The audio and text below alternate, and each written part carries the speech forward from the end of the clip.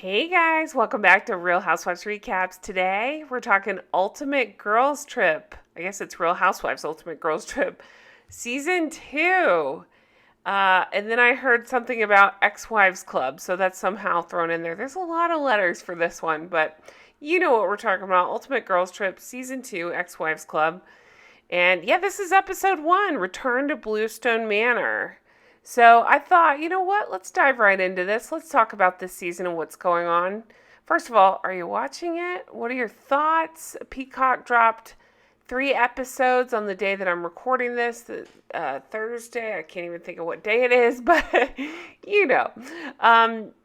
So I just watched the first episode and jumped immediately on mic and kind of wanted to talk about it. So obviously it's set in the Berkshires. We're at Dorinda Medley's Bluestone Manor. Of course, on this season, we have Dorinda, Phaedra, Eva, Taylor, Brandi, Tamra, Vicky, and Jill. Of course, people don't actually know about Jill. There was a Jewish holiday on the first day of filming, so Jill stayed in the city for that and was coming down the next day.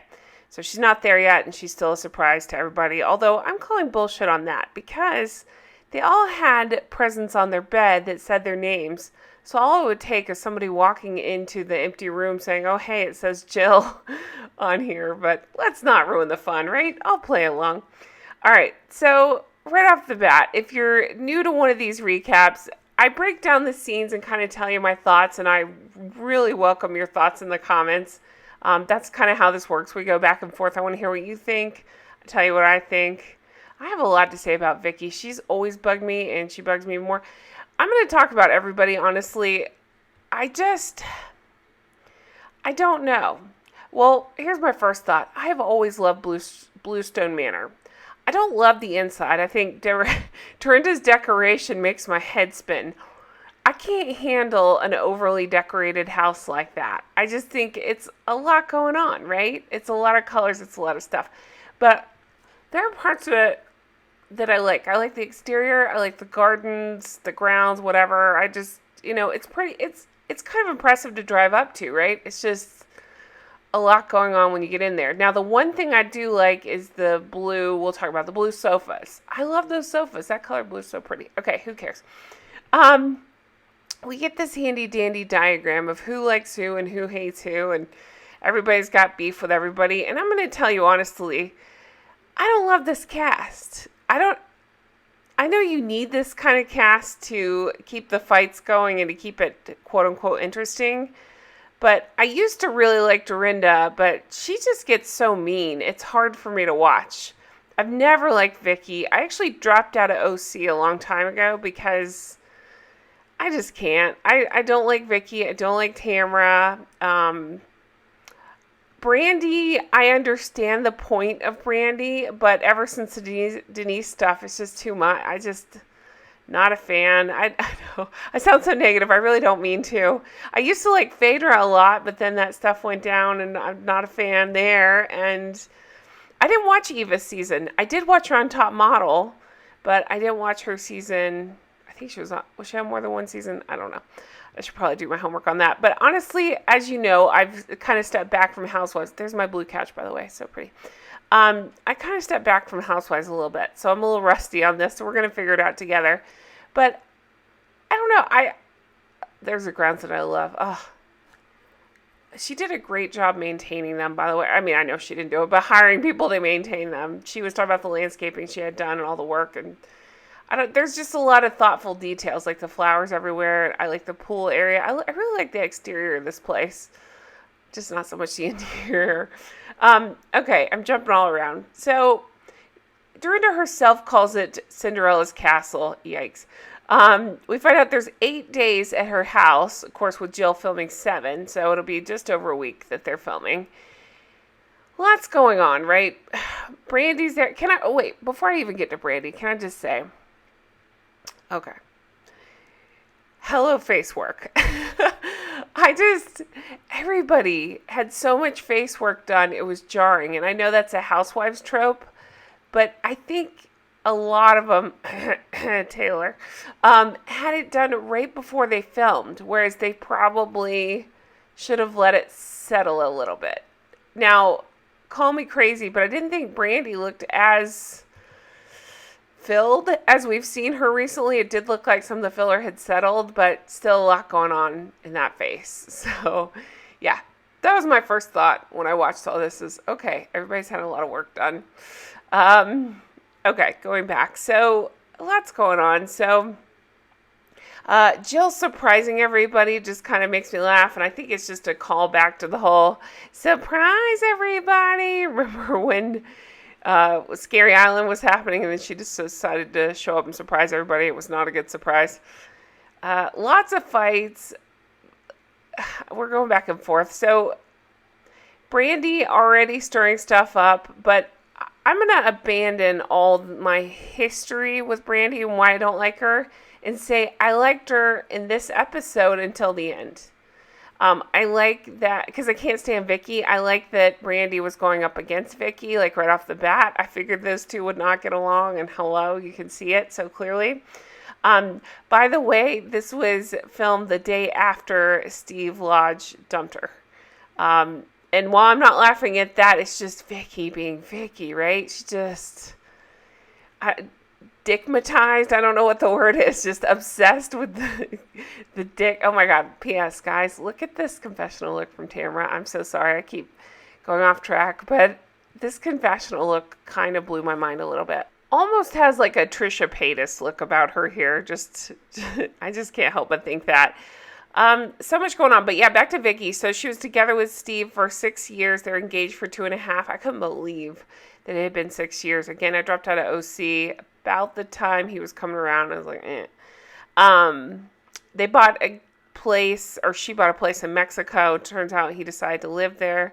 It's just interesting how all this stuff, like, I mean, it's always the case, right? He dumps her and then now all these things, like, he's living there. He wouldn't let me, to quote her, touch his pee-pee. Ew, you guys, when she said that, I got so, or no, I'm sorry, she said wee-wee, but so grossed out by that.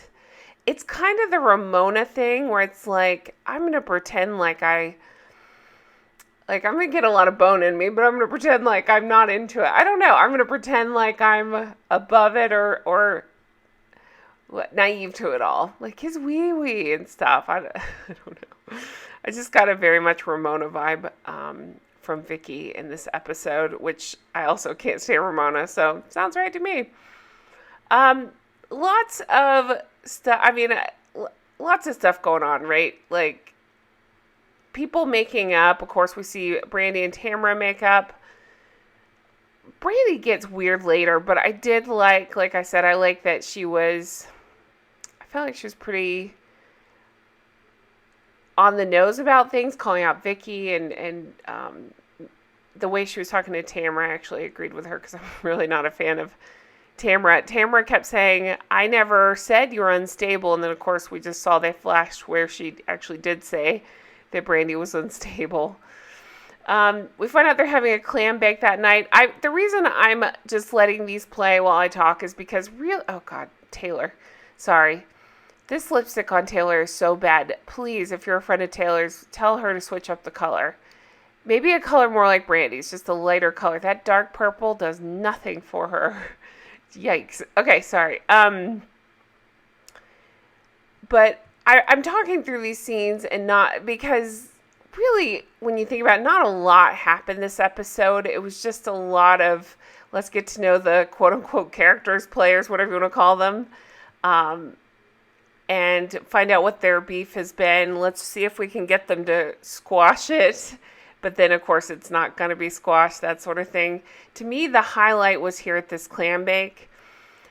Dorinda reveals her biggest insecurity is to be irrelevant. Well, Brandi says, oh, you still want to be on Housewives, and you'd think she said something crazy. Well, obviously, Dorinda still wants to be on Housewives because earlier everybody was like, yeah, we got fired from Housewives, and Dorinda's like, no, they put me on pause. No, Dorinda, you got fired. Like, hello, no wonder Brandi thinks that your biggest thing is to get on Housewives. I don't think she's wrong. I think she's right. Now, where Brandi lost me is here. I don't want to go into the deep, dark place of Taylor. I'll make fun of her fillers, but I don't want to talk about the horrible things she went through. I wouldn't wish that on anybody. That's terrible. She went through some deep, dark stuff, of course, in her marriage to Russell, and the things that she talked about, awful stuff. But where she lost me is she said that that season was the hardest for her because she lost Russell. And I'm sorry, I'm talking about Brandi said that. And that's so wild. But yeah, Brandi lost me with that. She kept saying, it's the worst season for me. It's like, no, it wasn't. And luckily the table kind of called her out on that. I understand what Brandi was trying to say at the beginning. Like, apparently she was going through her divorce around that time too. So I'm sure that was horrible. But she kept talking about Taylor and Russell and making that her thing, and called out Taylor for writing a book too quick, and Taylor had to explain, well, no, it's because he financially controlled everything. We had no money. I had to do that. Blah, blah. So Brandi's like, oh, I didn't know that. And Taylor says, that's because you never asked a question. You just said these things about me. So I did I know I'm giving Taylor shit, but I liked her at that point. I thought she made a good point. And that's pretty much how the episode wraps up. It wraps up with Brandi saying bitch a couple of times. And Dorinda, when Dorinda's the voice of reason, you know there's a problem. Because Dorinda starts saying, no, let's not call her bitch. And then, of course, Vicky has to jump in and ask what the whole Russell thing had to do with Brandi. And Brandi tells her to, I think, shut the F up. She may have just said shut up. But, of course, Vicky, he says, you don't talk to me that way, ever. Just a normal Vicky trope. But I find it funny. I want to see those two throw down because they both annoy me. It'd be funny to watch them take each other down. But that's the highlights of the episode. It's up to you guys. I will stick with this if you want. I can drop it if you want. I'm kind of 50-50 on it. I might give it another episode just to see if I get more into it. I think Phaedra has a story to tell that I want to hear. I don't know. I'm trying to think who else. Maybe a little bit more about Dorinda and what all's going on with her. I want to see what Jill brings. I'm sure high maintenance stuff. I don't know. Isn't it funny? Have you seen the face tunes that Jill has been doing she did one with Tamra and Vicky, and it is so funny because the responses online have been hilarious that clearly they didn't just tune a little bit. I mean, it's like they got head transplants in the photo. But anyway, so that's it for me. Let me know your thoughts in the comments. Sorry, I was kind of all over the place on this one. I'm just trying to get my bearings because, again, it's been a while since I've watched Housewives, so I'm trying to catch back up with all these women and remember their storylines and who's mad at who over what. But again, let me know if you want to keep going with this or if you want to find something else. I'm open for suggestions. Thanks so much for watching. If you're interested, check out my Patreon. Got lots of fun stuff going on over there, covering the original Sex and the City series. So let me know your thoughts, and I will talk to you again soon. Take care. Bye-bye.